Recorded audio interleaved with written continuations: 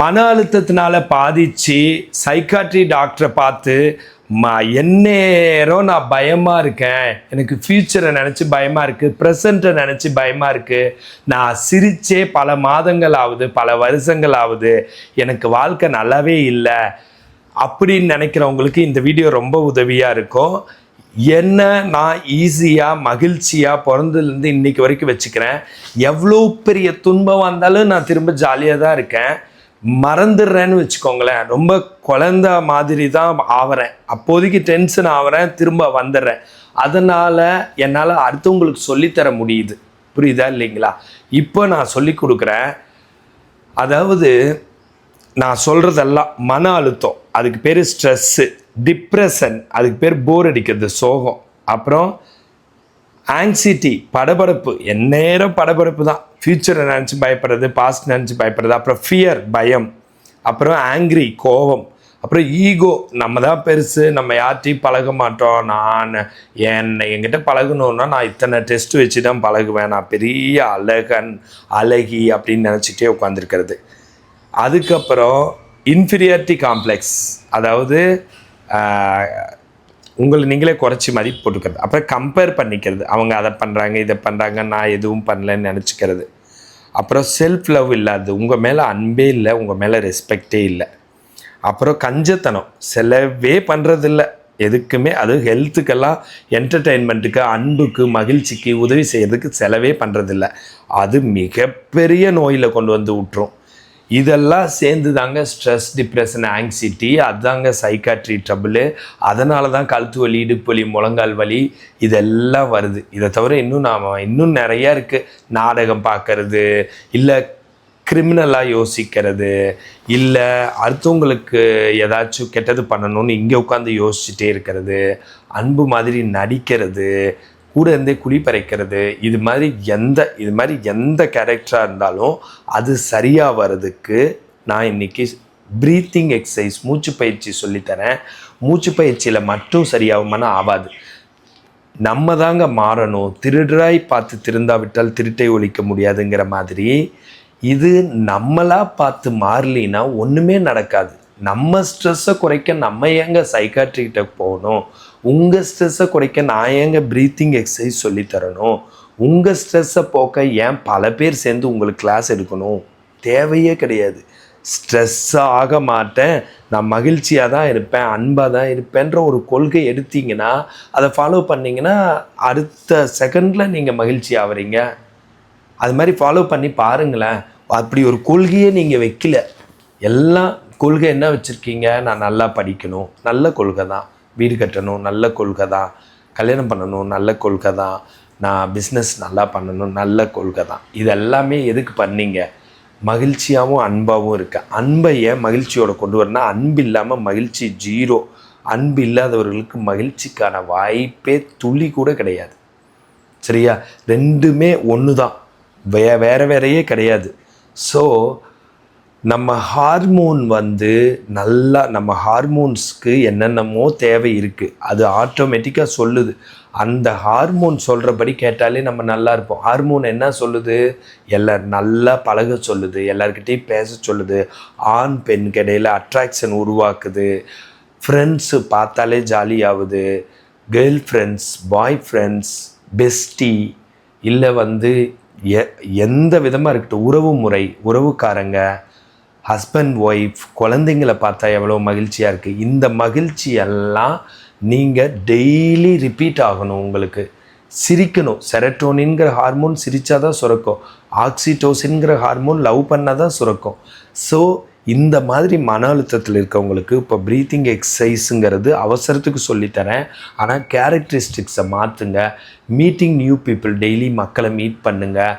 உலகம் பூரா ட்ராவல் பண்ணுங்கள். நான் கூட ஒரு 30 நாடு சுற்றியிருக்கேன். நாடாக நான் சுற்றினதே புது புது மக்களை பார்க்கவும், அங்கே இருக்கிற கல்ச்சர் தெரிஞ்சுக்கவும், ஒரு ஜாலியாக இருக்கவும் தான் சுற்றினதே.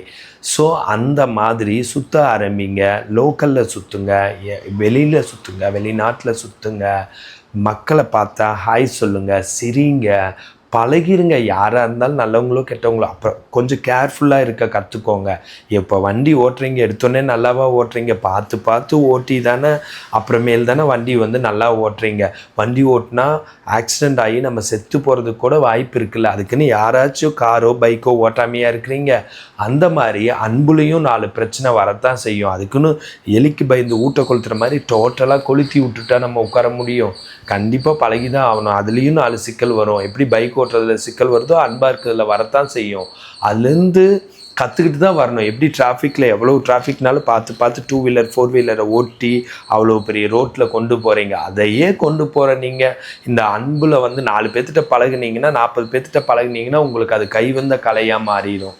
ஸோ அதனால் அன்பாக இருக்கிறத விட்டு கொடுத்துடாதீங்க. அப்படி யாரும் சொன்னால் அதை கேட்காதீங்க. அன்பை வந்து உங்களோட பர்சனல் கொள்கையாகவும் மதத்துக்கான கொள்கையாகவும் அரசியலுக்கான கொள்கையாகவும் வச்சுக்கோங்க. அன்பு இருக்கிற ஒரு சமுதாயத்தை உருவாக்குறவங்களுக்கே ஓட்டு கூட போடுங்க. இல்லைன்னா எல்லாம் நோய் தான் வரும். இல்லைன்னா நல்லாவே இருக்க மாட்டோம். பார்த்துக்கோ. இப்போ உணவுனால சமுதாயத்தில் ரொம்ப பிரச்சனை வருதா? அன்பு இல்லாதனால வருதானா? அன்பு இல்லாதனால தான் வருது. எல்லாம் சண்டை போட்டுக்கிட்டு திரியிறாங்க. மிலிட்ரி, தனித்தனி நாடு. ஏன் உலகம் ஒரு நாடாக இருக்கக்கூடாது?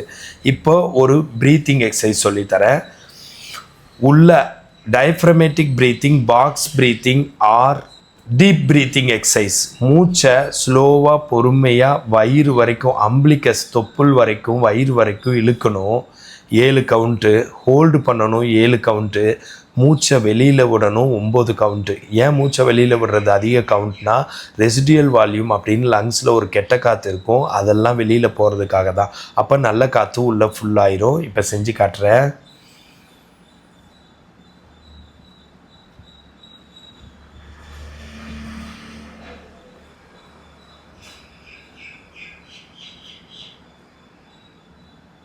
டூ,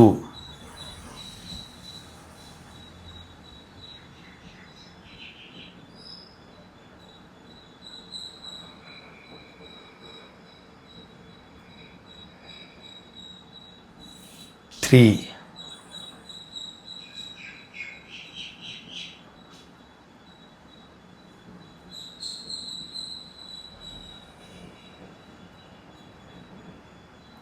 இந்த மாதிரி 7 தடவை பண்ணணும். இந்த மாதிரி மூச்சு பயிற்சியில் upper costal, lower costal, diaphragmatic breathing, அப்புறம் இப்போ வந்து ரெசிடியல் வால்யூமை வெளியில் அனுப்புறது, இதுக்கடுத்து லங் வால்யூமை அதிகப்படுத்துறது. உள்ளே இழுக்கிறது 9 கவுண்ட்டு, ஹோல்டு 9 கவுண்ட்டு, வெளியில் வர்றது 7 கவுண்ட்டு. அப்போ லங் வால்யூம் அதிகமாகும். அது மாதிரி டைடல் வால்யூம் இது மாதிரி எல்லாம் அதிகமாகிற மாதிரி பண்ணுறப்போ, மியூசிக் நல்லா போட்டு கண்ணை மூடிட்டு அமைதியாக படுத்துட்டு செய்கிறப்போ உங்களுக்கு கண்டிப்பாக மன அழுத்தம், ஸ்ட்ரெஸ், டிப்ரெஷன், ஆங்ஸைட்டி குறையும்.